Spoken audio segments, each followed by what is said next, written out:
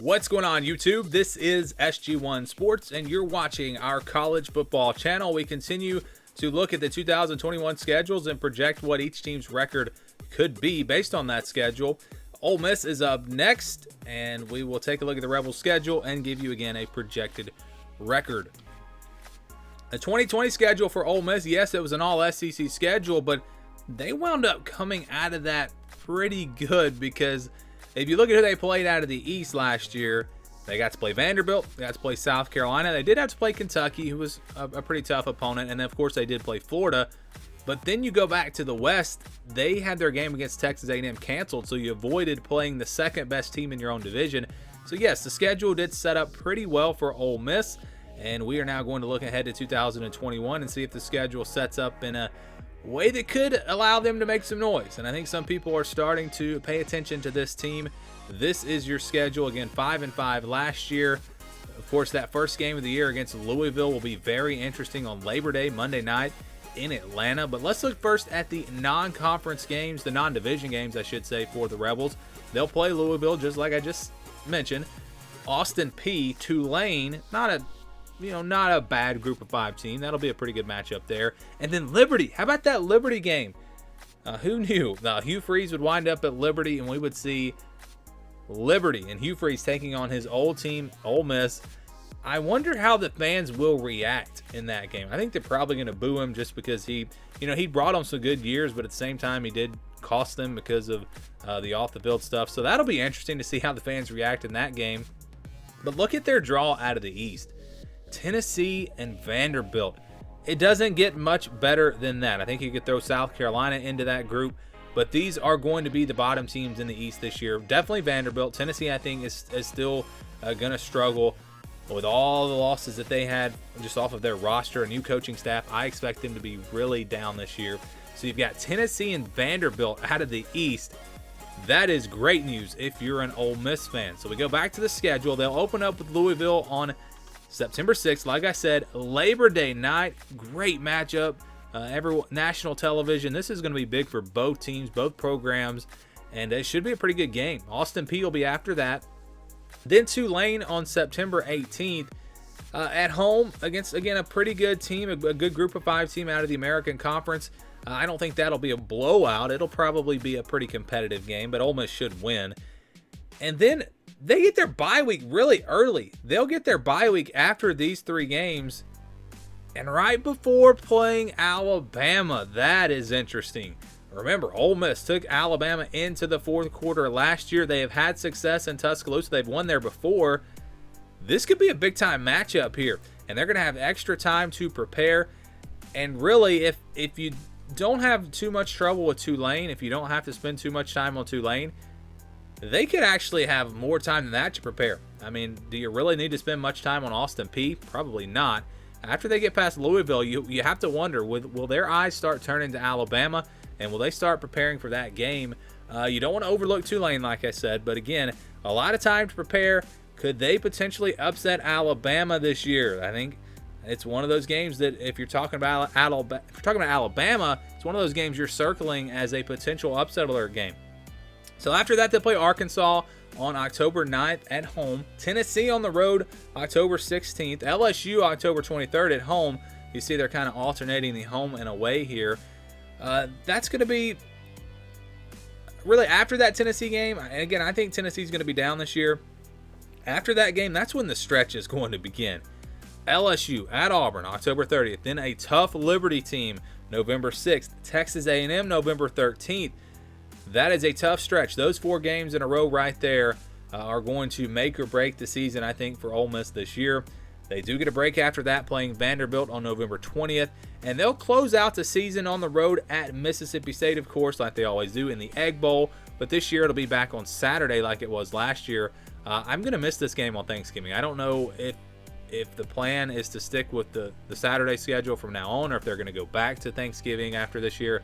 I really wish they would, just because having college football on Thanksgiving night is just a great thing. I'm not a big NFL fan myself. I don't really care to watch those games. So having a game after you've had the Thanksgiving festivities, you can kick back and watch a college football game. We need that. We need that. It used to always be Texas and Texas A&M.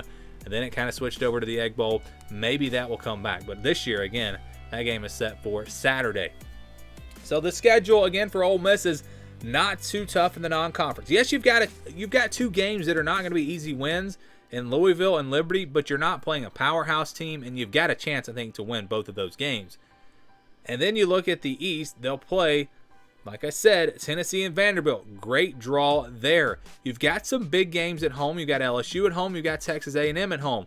Auburn might be down a little bit this year. A potential chance to go on the road and win that game. In fact, Arkansas might be better than Auburn. We really don't know. And they get that game at home as well. This is a schedule that sets up really well for Ole Miss. Outside of the game, on the road at Alabama, I think everything on this schedule pretty much goes in their favor. I think their toughest games pretty much are at home. The non-conference schedule, not all that tough. And then they have a great draw out of the East. So I think this schedule for Ole Miss sets up in a way to where they could really make some noise in 2021. We've shown you the schedule for Ole Miss for 2021. Now we're going to give you a projected record based off of that schedule. And I want to make it clear that this is not an official prediction. This is simply a projection based off of that schedule. So here again is the schedule. They were 5-5 last year. I think their record will be better. But keep in mind, that was an all-SEC schedule outside of the game against Indiana. So if you go 500 in SEC play again and go 4-4, win your non-conference games, that's 8-4. That's still a pretty good year. And I think they have a chance to maybe do better than 4-4 in the SEC. We'll see how it plays out. But again, when we do these projections, we just kind of group teams together, and we are grouping them and making these assessments based off of what happened last year, how teams finished last year, how teams played in head-to-head matchups last year, and then what they have coming back. So it's just simply a conservative approach to this, grouping teams together and giving you a projection based on how tough this schedule is. This is a scale that we use. If it's in white, it's a 50-50 game. Less than 10% will be in red, 10-25 in orange, 26-40 in yellow, 60-74 in purple, 75-90 in blue. Less than 90% is going to be, or more than 90%, I should say, is going to be in green. And that's where we start. We start with the green games. Only one here. I think Austin Peay is a game that Ole Miss should be favored by a lot, 20-plus points. They have more than a 90% chance to win that game. That's really the only easy win, but I think there are more games that fit into this blue category where they're going to be favored by double digits, and it would be a pretty big surprise if they lost, including a couple of SEC games, and that is Tennessee and Vanderbilt. I think Ole Miss clearly will be a better team than both of those. Tennessee on the road, I know you could say, well, you can't put that in this category. Yeah, it's closer to 75% than it is to 90%. But again, with Tennessee, you're talking about a team, a roster that is losing a ton. I mean, their transfer portal got blown up, like 20-plus guys leaving, plus a new coaching staff. Tennessee's not going to be very good unless they surprise us all. And Vanderbilt, of course, they're not going to be very good either. And Tulane is a quality group of 5 team, but Ole Miss should be able to take care of business in that one. So you've got 3 games here in the blue where Ole Miss should be able to win. 4 games that will be counted as wins when we do this projection here in just a second. So now we go to the purple games, the games that are between 60 and 74%, and these are games where I think Ole Miss will be favored by about a touchdown, 6, 7, 8 points, somewhere in there.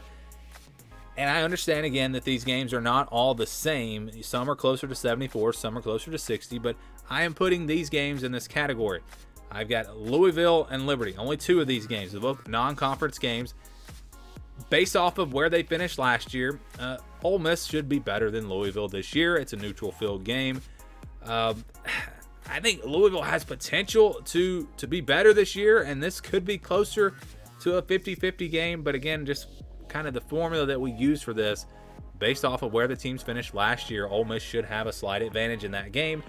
And with Liberty, I think you can make an argument that if you're going based off of where they finished last year, Liberty should actually be favored. But I'm just looking at the overall talent. Ole Miss still a more talented team. They're playing at home. I think they'll be favored by 6 or 7 points in this game. Maybe I'm wrong. Maybe this is a 50-50 game. It's going to be interesting to see just how good Liberty is again this year. They had a great year last year. Was it a one-hit wonder? Will they be able to do it again?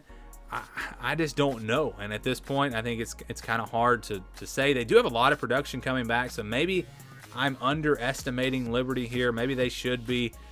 This should be a 50-50 game. But I think at the end of the day, when I did the numbers here, it wouldn't really matter. If this was a 50-50 game, the projection would be the same. So keep that in mind. Those are the games I think they'll be favored at least by a little bit in. Now we go to the games where I think they're going to be underdogs. And this is tough for me. But I'm going to put 3 games in this category. Now, Alabama, I think, is close to 26%. I think Alabama is still a clear favorite in this game. LSU and A&M, those are the tough ones for me because I think they're closer to 40%. And they're right on that range of maybe being 50-50 games. But I just have to look at where A&M finished last year, finished ahead of Ole Miss. The fact that LSU beat Ole Miss last year, and they have a lot coming back. I mean, their returning production is way up there.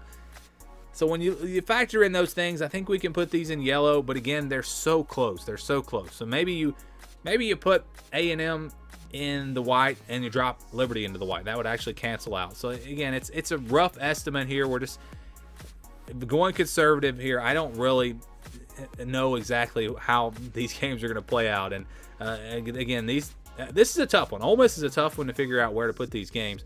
But this is how we're going to do it. And we're going to say that they'll be slight underdogs, I should say, against LSU and A&M, and Alabama maybe a little bit more. You know, maybe Alabama should even be in the orange here. But I just look back to last year and how tough Ole Miss played them, and the fact that it's early in the year after the bye week, Alabama loses a lot of production. I think Ole Miss has a shot. So then after that, we have 3 50-50 games. Arkansas, Auburn, and Mississippi State. I think all 3 of these games could go either way.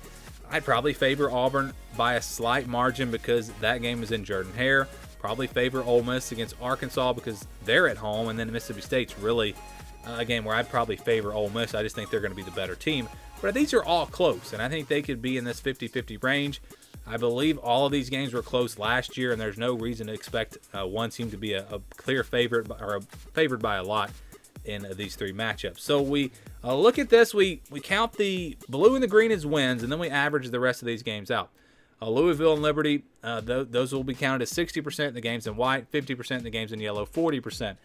And like I said, with this schedule, I mean, I would be okay if you wanted to put Louisville, LSU, Liberty, and Texas A&M all in the white, because I think it's close to being in that range. I think there are just a lot of 50-50 games, a lot of games that could go either way.